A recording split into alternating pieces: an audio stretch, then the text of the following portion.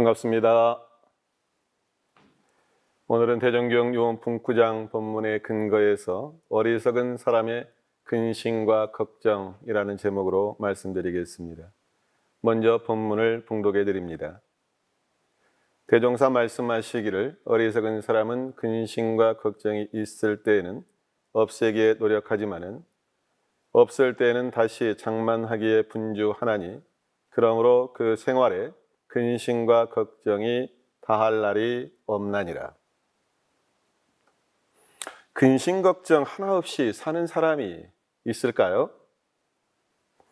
누구나 한두 개의 근심 걱정은 안고 살아가게 됩니다. 근심 걱정이 있다는 것이 오히려 우리 삶에 당연하죠. 저는 적당한 근심과 걱정은 필요하다고 생각합니다. 근심 걱정 없이 어떻게 일을 이룰 수 있을까요? 근심 걱정이 있다는 것은 관심을 갖는다는 것이고 그 일을 해결하기 위해 노력을 한다는 의미입니다. 자, 집에 어떤 일이 생겼어요.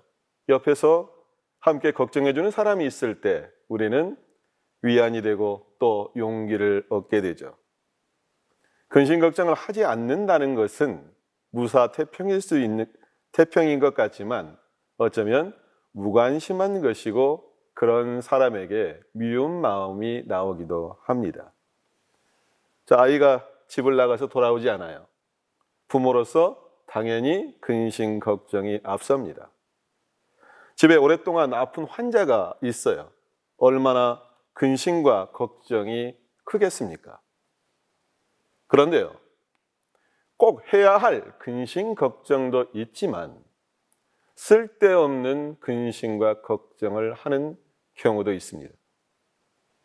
걱정한다고 해서 다 해결되는 것은 아니죠. 그리고 적당히 근심 걱정해야 하는데 지나치게 근심 걱정을 해서 애를 태우는 경우도 있습니다.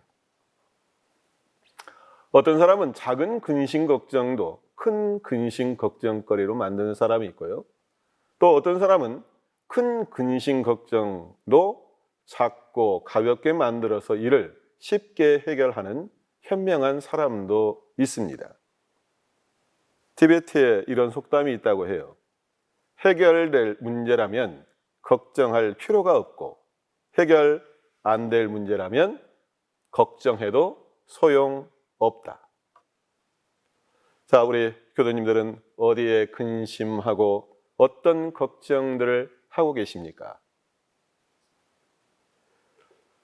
제 생각에 대부분 우리 교도님들은 가족과 관련된 근심 걱정이 많으실 것 같아요.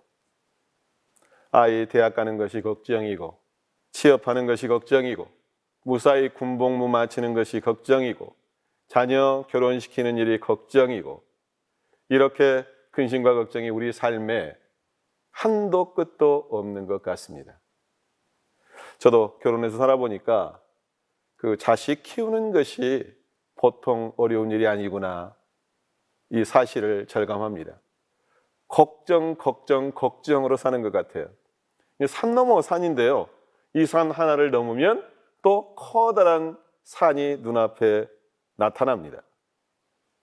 그런데요, 부모만 자식 걱정을 하는 것이 아닌 것 같아요. 자식도 부모 걱정을 합니다. 나이 들어가시는 부모님을 걱정합니다.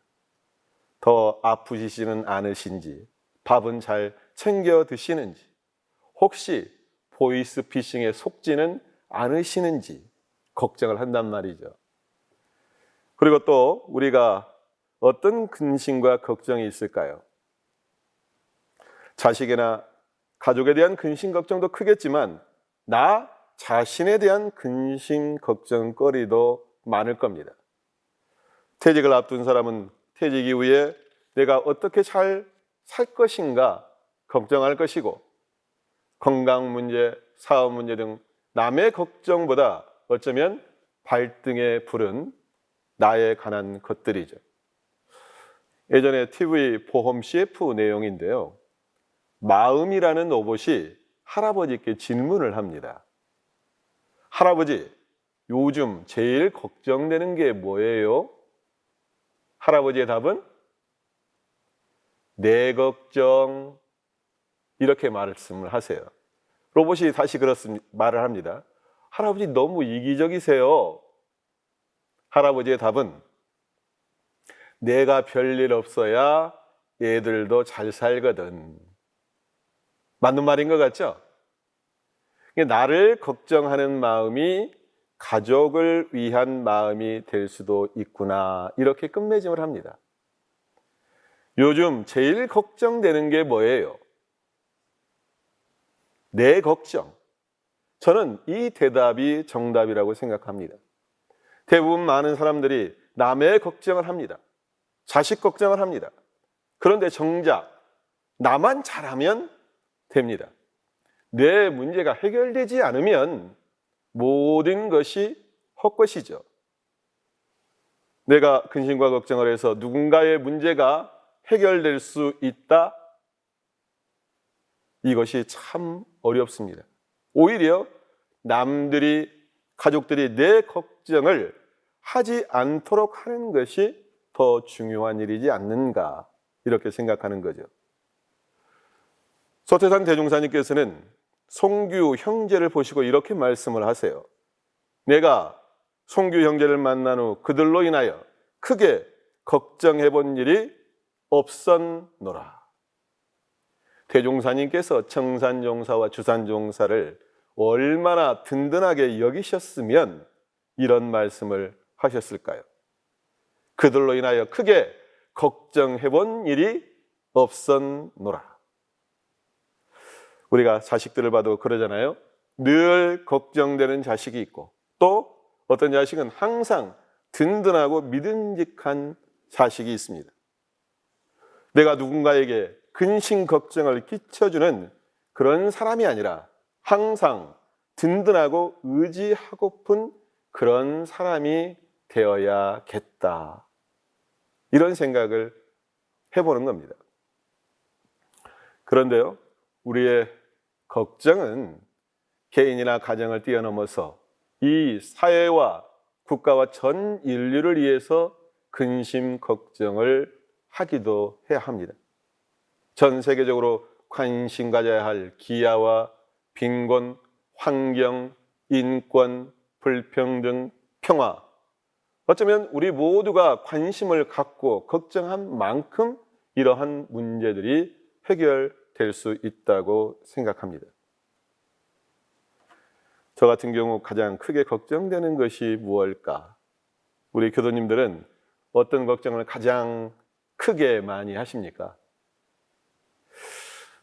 나이가 들수록 제 생각엔 건강과 관련된 걱정거리가 많은 것 같아요. 살면서 생각하고 주위를 돌아봐도 그런 생각이 듭니다. 돈 좀 없으면 어떻습니까? 건강에 문제가 생기면 모든 게 무너지는 것 같아요. 개인뿐만 아니라 가정도 무너집니다. 이게 건강에 관해서 남 걱정 끼치지 않아야 할 텐데 이것이 큰 걱정이고, 특히 연로하신 교도님들 가장 중요하게 생각하시는 것이 당신의 건강인 것 같아요. 또 하나, 제가 교무로서 저의 근심 걱정이 있습니다. 그것은 교화에 관한 것입니다. 코로나로 인해서 매우 어려운 교화 상황인데요, 법회도 마음 놓고 보지 못합니다. 교도님들 만나기도 힘듭니다. 또 연세 많이 드신 교도님들 경우 건강상 법회 나올 수도 없어요. 젊은 사람들은 어떻습니까? 조심조심 몸을 사립니다. 저는 이런 생각을 해봤습니다. 공부 위주 교화종이라고 말씀을 하셨는데, 저는 공부를 열심히 하면 교화는 자동적으로 잘 될 것이다, 그렇게 생각을 했었어요. 그런데 교화 현장에 좀 오래 있다가 보니까 꼭 그럴까? 그런 생각도 하게 됩니다. 제가 공부방도 해보고, 또 매주 금요일 날 편지도 보내보고, 또 설교도 열심히 준비해서 여러 가지를 다 하는데 공부하는 것이 바로 교화와 연결될까? 이런 고민이 많아요. 무엇보다도 공부하는 것이 그 무엇보다도 중요하다라고 하는 것에 대해서는 확신을 하죠. 그런데 문제는 이것이 바로 교화와 연결되지 않는다라고 하는 것, 이것이 저의 현실적인 고민입니다. 여러 가지 요인이 있겠죠. 그런데 교무는 어떻게 하면 교화가 잘 될까? 어떻게 하면 교화가 잘 될까? 이것이 저만의 근심 걱정이 아니라 우리 교도님들과 함께 같이 고민해보고 또 걱정해보고, 그래서 그러한 문제들을 좀 잘 해결해 봤으면 좋겠다, 이런 소망을 가져봅니다. 근심과 걱정을 어떻게 없애게 노력하는가? 정작 이것이 중요하죠. 자, 나에게 근심과 걱정거리가 있어요. 계속 근심과 걱정 속에서만 살아야 됩니까? 아니면 그 문제를 해결해야 됩니까? 해결해야 되죠. 가만 놔두면 근심과 걱정이 사라지지 않습니다. 근심과 걱정은 없애야 하고 해결해야 합니다. 그렇다면 나는 근심과 걱정을 어떻게 없애기에 노력하는가? 스스로에게 그 질문을 먼저 던져보고 내 스스로 답을 찾아보는 것이 중요하죠. 자, 근심과 걱정을 없애는 방법. 첫째는 내가 근심하고 걱정하고 있는 것에 대해서 타당한 이유가 있는지, 아니면 쓸데없는 걱정을 하고 있는지 정확하게 알아야 합니다. 우리가 보통 이런 말을 하죠. 별 걱정을 다 하네, 이런 말을 합니다. 이게 걱정할 것이 없다는 뜻인데요, 쓸데없는데 근심과 걱정으로 시간을 낭비하고 힘을 빼고 돈을 들이는 경우가 많습니다. 그리고 또 지나간 일에 대해서, 또 오지 않는 미래에 대해서도 근심과 걱정을 하는 거죠. 쓸데없는 근심 걱정이 무엇인지 단정하기는 어렵습니다. 그 사람에 따라서 또 상황에 따라서 그러한 것이 다르기 때문이죠. 그런데 최소한 나에게 근심 걱정이 있을 때 나 자신에게 꼭 물어봐야 한다는 거죠. 이것이 지금 이 근심 걱정이 진짜 근심 걱정할 거리인가 아닌가라고 말이죠. 둘째는 근심과 걱정을 없애는 실질적인 노력을 해야 합니다. 자, 그렇다면 어떻게 근심 걱정을 없앨 수 있을까요? 우선 걱정의 원인을 제거해야 되죠.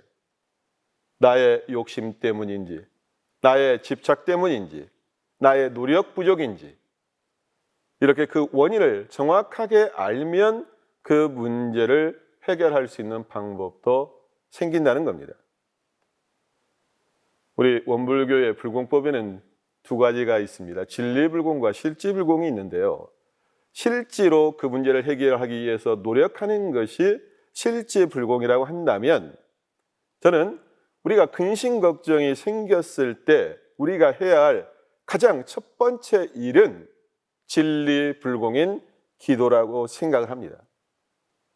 자, 기도를 하면 우선 나의 마음이 안정되고 편안해지죠. 그리고 기도를 통해서 법신불 사은의 무한한 은혜와 위력을 믿으면 근심 걱정이 묘하게 줄어들게 됩니다. 아주 없어지진 않겠지만 근심과 걱정의 무게가 확실히 가벼워짐을 느낄 수가 있습니다. 그리고 그 기도가 깊어지면 근심과 걱정이 마침내 사라지게 되는 마법 같은 체험을 할 수가 있습니다. 그래서 저는 우리가 근심과 걱정거리가 있을 때 그 속에 파묻혀 있지 말고 기도를 해보기를 권합니다. 또 그 크기가 크고 그 무게가 너무 무거울 경우 혼자 기도하지 말고 교당에 와서 기도해 보기를 권합니다. 확실히 도움이 되고 많은 부분 해결될 수가 있습니다. 교당은 언제든지 열려 있습니다. 기독교 성경 마태복음에 예수님의 이런 말씀이 있습니다. 수고하고 무거운 짐을 짐진 자들아 다 내게로 오라. 내가 너희를 쉬게 하리라. 많이 들어보셨죠? 기도하면 법신물 사은께서 편히 쉬게 해주십니다. 어떤 일로 근심하고 걱정하여 수고하고 무거울 때 기도하면 나에게 안심과 안식을 주십니다. 기도와 더불어 중요한 것은 근심과 걱정을 덜고 나누는 일입니다. 우리가 기쁨은 나누면 배가 되고 슬픔은 나누면 반이 된다고 하죠. 근심과 걱정도 나누면 반이 되는 것 같아요. 근심과 걱정이 있을 때 혼자 고민하지 않고 스승님과 동지와 그리고 가족과 함께 나누면 그 근심 걱정이 가벼워집니다. 능히 내가 감당할 만한 무게로 줄어들게 됩니다. 그래서 저는 근심과 걱정이 있을 때 그것을 나눌 줄 아는 사람이 현명한 사람이라고 생각합니다. 자, 이제 본문에 나와 있는 없을 때에는 근심과 걱정을 다시 장만하기에 분주하다는 뜻은 무엇일까요? 근심하고 걱정하고픈 사람은 없죠. 일부러. 없으면 좋겠지만 우리네 인생에서 근심 걱정은 없을 수 없는 삶의 그림자와도 같습니다. 없으면 없는 것이지 없을 때에는 다시 장만하기에 분주하다는 것은 무슨 뜻일까? 일부러 근심 걱정을 해야 한다는 것일까요? 이 말씀의 뜻은 어리석음으로 근심 걱정을 만들지 말라는 말씀이죠. 그것도 분주하게 근심 걱정을 장만하지 말라는 겁니다. 운동하는 사람이 운동을 안 하면 몸이 근질근질하다고 해요. 그런데요, 마음도 근질근질하는 사람이 있어요. 자, 세상의 유혹이 얼마나 많습니까? 나무는 흔들리지 않고 싶어도 바람이 가만 놔두질 않죠. 나는 근심 걱정 없이 편하게 살고 싶어도 유혹의 경계들이 가만 놔두질 않습니다. 계속 유혹합니다. 이거 하자, 저거 하자, 마수의 손길을 뻗칩니다. 이거 하면 돈 벌어, 이것 하면 괜찮아, 이것 하면 성공해, 이렇게 유혹하죠. 결국 그 유혹에 넘어가서 근심과 걱정거리를 다시 장만하는 어리석은 사람들이 있습니다. 결국 근심과 걱정은 왜 어떻게 생기는가? 욕심이 근심과 걱정을 만들어냅니다. 더 많이 가지려고 하고 더 많이 차지하려고 하면 거기에서 근심 걱정이 따릅니다. 넘치면 빼앗길까 걱정, 모자라면 그 모자란 것을 채우기 위해서 안절부절하면서 걱정하죠. 욕심이라고 하는 것이 꼭 물질적인 탐욕만을 의미하지 않습니다. 사랑하는 마음이 강하면 거기에 근심 걱정이 자연히 따르게 됩니다. 그리고 집착이 근심과 걱정을 만들어냅니다. 크게 신경 쓰지 않아도 될 일을 신경 씁니다. 자식에 대한 집착, 돈에 대한 집착, 명예에 대한 집착, 결국 집착도 욕심이 만들어내는 마음의 부산물인 거죠. 또 어리석음이 근심과 걱정을 생기게 합니다. 자, 잘못 판단해서 그 일을 그르쳐 보세요. 그 뒷감당을 하려면 근심 걱정이 당연히 따를 수밖에 없죠. 그래서 어리석음으로 인해 잘못된 판단은 당연히 잘못된 실행으로 나옵니다. 잘못된 실행은 당연히 그 결과도 악인악과로 괴로움이 따를 수밖에 없습니다. 이에 따라서 근심과 걱정이 끊임없이 생길 수밖에 없는 거죠. 그래서 결국 근심과 걱정을 일으키는 그 첫 출발은 어리석음입니다. 그 어리석음은 옳고 그름을 모르는 어리석음이죠. 다시 말하면 인과를 모르는 어리석음입니다. 마음은 편하게 살기를 원하면서도 행동은 어리석게 다시 근심과 걱정에 풍랑 속으로 빠져들어가는 것이 중생의 모습입니다. 저는 이 본문을 접하면서 수도인 공부인의 근심과 걱정을 생각해 보았습니다. 정산종사님의 근심과 걱정은 이러하였습니다. 나는 8, 9세 때부터 보통 인간의 길을 벗어나 모든 것을 다 알고 살 수 없을 것인가 하고 마음 고통이 심하여 혹은 집을 뛰쳐나와 이인을 찾기도 하고 혹은 하늘에 축원도하여 9년간을 여기저기 방황하다가 다행히 대종사를 배운 그날부터는 그 모든 고통이 일소되고 다만 나의 심리작용이 추호라도 사에 끌리어 허공같이 되지 못하는가 걱정이요 3대력이 부족하고 공심이 널리 미치지 못하는가 근심이 될 뿐 학문이나 기술이나 명리 등에는 조금도 끌리거나 부러운 바가 없었노라. 정산종사 법어 기연편 9장 말씀입니다. 우리 공부인이 진정으로 걱정해야 할 것은 무엇일까요? 신심, 공심, 공부심, 자비심이 부족함을 걱정해야 합니다. 수양력, 연구력, 취사력, 3대력이 부족함을 걱정해야 합니다. 신분, 의성이 부족함을 걱정해야 합니다.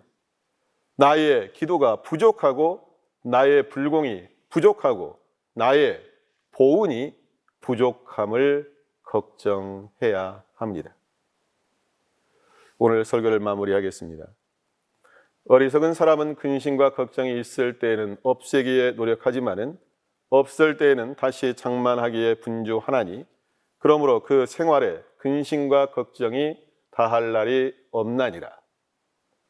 어리석은 중생은 정작 근심과 걱정해야 할 것은 제쳐두고 쓸데없는 근심과 걱정을 합니다. 지나친 근심과 걱정으로 마음을 태우고 괴로운 생활을 합니다. 욕심과 집착으로 근심과 걱정은 커져만 가고 어리석음으로 근심과 걱정은 깊어만 갑니다.